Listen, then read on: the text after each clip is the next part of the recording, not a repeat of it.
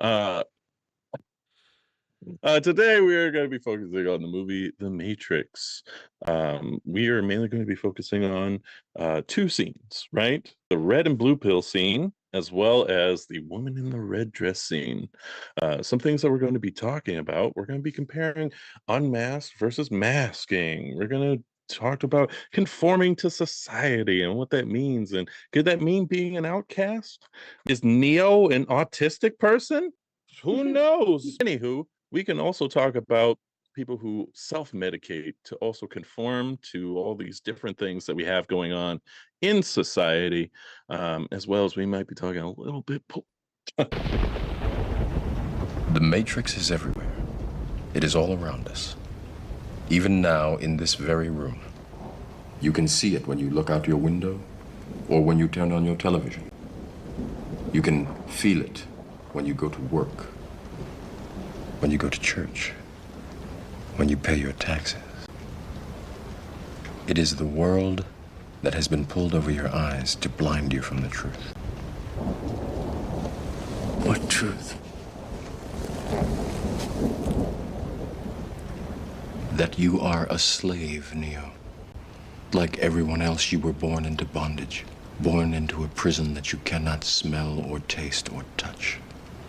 A prison for your mind. And so I realized after my diagnosis that my community, the autistic and the ADHD community, and essentially the neurodivergent community, actually struggle the most with emotional management and regulation, and they can really benefit from some of the things that I coach professionals on. And I want to kind of allow my skill sets that I've accumulated over the years to be of assistance to the neurodivergent community in their day-to-day life. And also, if they want to elevate their careers as well, they can do that. I grew up in a household where if I brought home a 95, that was met with the question of where's the other 5%? Not great job. It was what happened. Right. And so I, naturally I had this inner ambition, and people always ask, where does your drive and motivation come from? Because I've always been extremely ambitious. I made six figures by the time I was 23. I worked for Foot Locker as a director in the US, and I traveled west to east coast. I did that for some time before I got burnout. And I, have always been chasing this imaginary goal. I didn't even know what I was chasing or trying to achieve. But to your point, it was just something that was ingrained in me from a very young age. Let's see how you did. So I was always trying to impress my father, who's very impressed now, especially being an autistic. We naturally have those challenges with managing a household. The laundry, the dishes, and all this stuff just seems like way more work for us mentally and physically than it does for apparently other people. And that small circle is also neurodivergent. And so they get me better. I think neurodivergent people should have neurodivergent friends because they just get it. So you have your Instagram, which just reached 40,000 followers. Congratulations, by the way. Called Make It Neurodivergent. It means so much to me to have this brand and space on Instagram. I created it when probably the same week I was diagnosed with autism, which was 2024 in December. And in just that short time, now it's August 2025, and I now have 40,000 followers. It means a lot because so many of my followers and so many of my viewers, the comments says it all. I see myself in you. I need to consider if I need an assessment, and I really appreciate your page. So glad that I found your page, because people aren't accustomed to seeing an African-American female that is, I have a high IQ. My IQ is 124. And, it's also expressed in, my success in my career and all this, obsessed certifications that I have. I have a lot of letters behind my name. And now I'm trying to have doctor in front of my name. And, that's just not the typical profile that people are accustomed to seeing labeled as autistic. And I think my page being a humor and research page and heavy on the humor, because I'm all about laughing. My entire life, people have always told me like, man, you're always laughing. But I'm all about laughing through the stress, laughing through the pain, laughing through the sadness, because I can always find humor in any situation. It can be the darkest of darkest situations. And I think, and now I know studies show that autistic people do have a different sense of humor. And so, yeah, we really do. And so I feel like, naturally I'm able to find humor in dark spaces. And so I use my skill sets and my abilities to kind of spread awareness through my page with humor.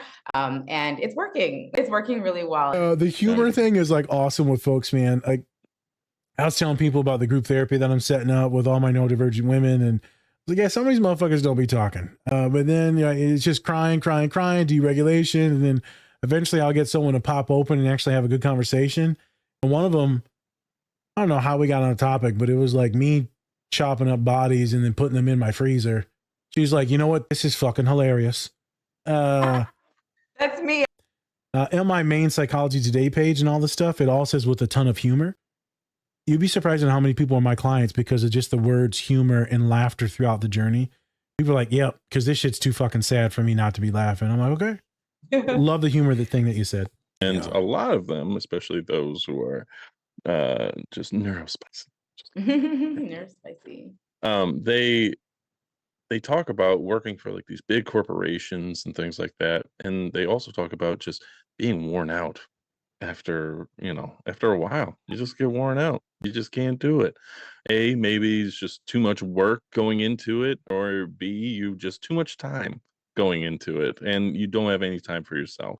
With you being the founder for Up HR Lab, what made you want to start your own business? Was it because of the burnout and you just like, I want to set my own hours and do that? Or was it because something else that was going on? What was you your hit the nail on the head? That was exactly it. I had a baby. I'm a mom. I have a 3-year-old. And I took 2 years off from working to just be home with him. And I didn't want to go back to work. I didn't want to go back to work. I didn't want to go back to the 9 to 5. I was often working 50, 60-hour work weeks.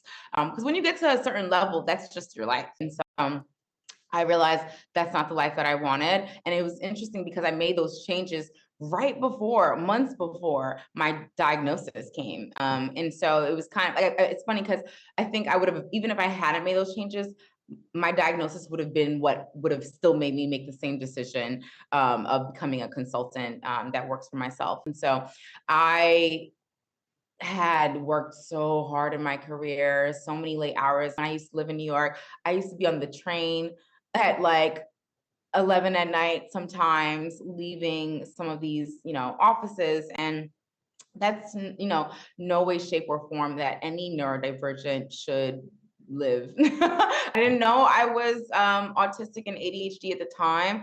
I suspected ADHD because it does run in my family, but it was a late diagnosis, and it didn't really make a difference because it was kind of like, well, I've already been, for me, it didn't make a difference because I was like, I'm already living life. Like, what is it going to make a difference out? But my autism diagnosis was like, honestly, such an eye opener and life changing for me because it really explained like my personality, my decisions, why I am who I am, why I choose certain decisions, and the way I just exist in the world essentially all make perfect sense now, whereas it didn't before. And so being able to work for myself has allowed me a tremendous amount of flexibility that I could only pray and wish that all neurodivergents, especially autistic and ADHDers, can have. There's a lot of entrepreneurs that are ADHD. There's a lot of successful entrepreneurs, famous entrepreneurs that have ADHD and come out. One that popped in my head was the founder of Virgin Airlines. He was the white guy. ADHD older guy. He has, talked about it out loud. And then, even Bill Gates has, mentioned in interviews that, if he was diagnosed at an earlier age, at a younger period, that he believes he would be on the spectrum.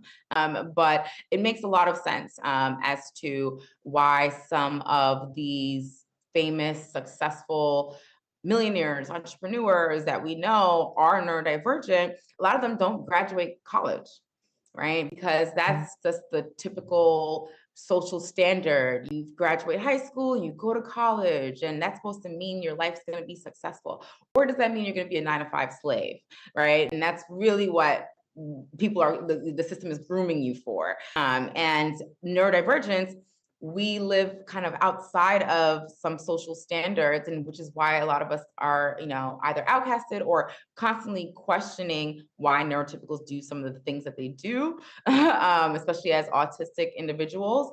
And you kind of decide, I'm going to do my own thing. I'm going to make my own rules. I'm going to live by my own rules, and live outside of the social standards.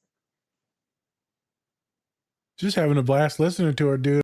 Hey, thanks for watching this video. Check out the full episode on our channel and anywhere you find podcasts. Also, remember to like and subscribe. Whoop whoop.